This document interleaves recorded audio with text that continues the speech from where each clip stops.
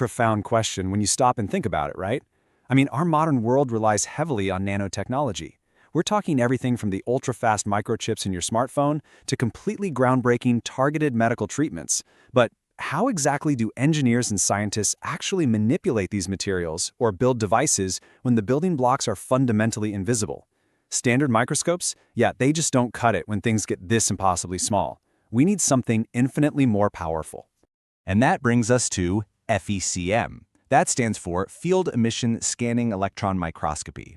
You can think of this as the ultimate eye for nanotechnology research. It's an advanced characterization tool that completely changes the game. See, unlike your traditional light microscopes, FECM gives us ultra-high-resolution imaging and crazy detailed surface analysis all the way down to below 1 nanometer. Let that sink in for a second. Below 1 nanometer. It is absolutely essential for understanding the materials of the future.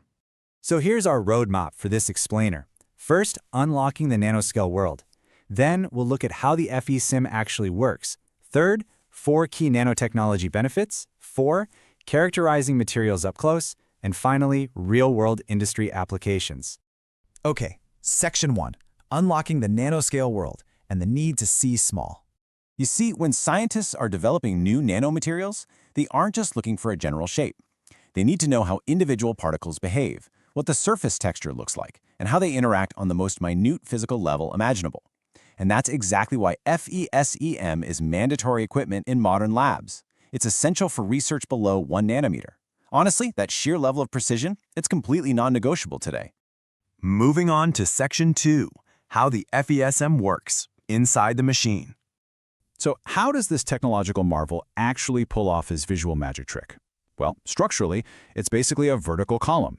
Inside, an electron beam travels straight downward, getting guided and controlled by a highly precise series of electromagnetic components before it ever reaches the sample at the very bottom.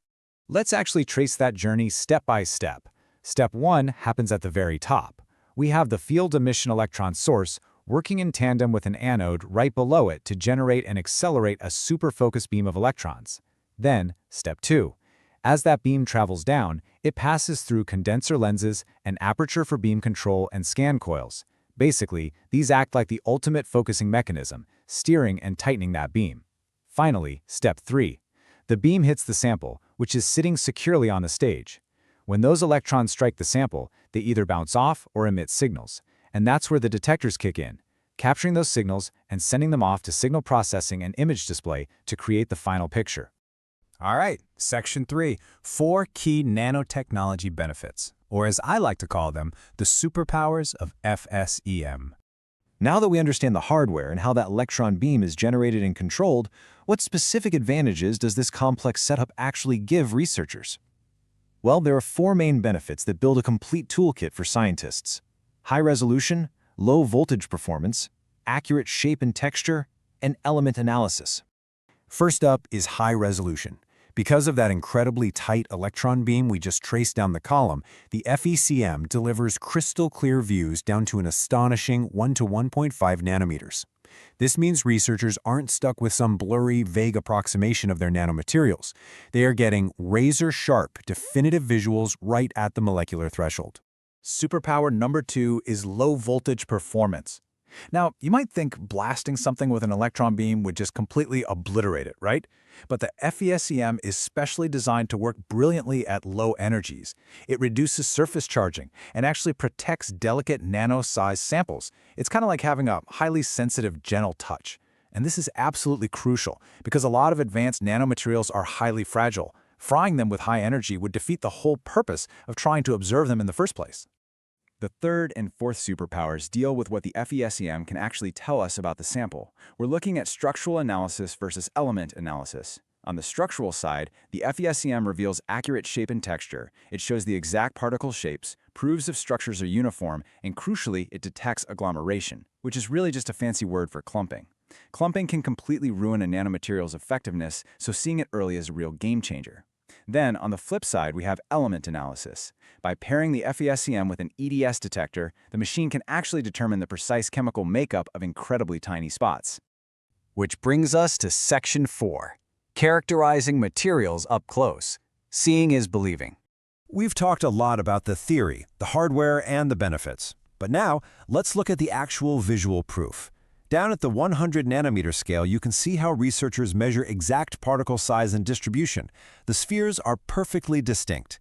Then, if you zoom out slightly to the 200 nanometer scale, the FESEM reveals this incredibly fine surface morphology and texture. You can clearly make out complex surface features and tiny pores. Plus, you can see that agglomeration analysis in action, showing exactly how the particles are shaped, how uniform they are, and how they clump together. But hey, remember that EDS detector we mentioned? This is where things get really colorful and fascinating. This isn't just about shapes anymore. This is EDS elemental mapping. The FESEM actually provides the exact elemental composition and distribution across the sample. In these vibrant views, scientists map out exactly where the carbon, the oxygen, the gold, and the zinc are located within the nanostructure. They aren't just guessing what the material is made of based on its shape. The machine is literally reading the chemical signature of the atoms themselves and mapping it out visually. Pretty wild, right? All right, our final section, Section 5, Real-World Industry Applications and Building the Future. Okay, so we've established that the FESEM is a staggering piece of scientific machinery. But how does this highly technical science translate into our everyday reality? Well, let's map out 3 major fields where FESEM is absolutely critical. First, in the nanoparticle sector, the focus is on measuring exact sizes and shapes. The real-world outcome of that? Huge breakthroughs in targeted drug delivery and nanomedicine. Next up, semiconductors. FESEM enables the fabrication and inspection of nanoscale microchips, ensuring precise patterning and quality control.